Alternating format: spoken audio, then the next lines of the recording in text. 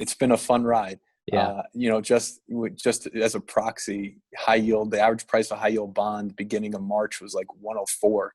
And that fell all the way to like 80, 85, I think, maybe 88, just in the last kind of 2 to 3 weeks. So it's been a wild ride, for sure. Wow. But yeah, now, like, I think the biggest difference is now you're actually a fiduciary on the buy side, right? You actually have clients that you're responsible for, Mhm. and you need to act prudently and diligently and in the best interest of your clients and managing their money. Here at Oaktree, we invest a lot of money on behalf of pension funds, Yeah. state plans, pension, public plans, endowment funds, foundations. There's people at the end of this that are going to depend on the money that we invest for them.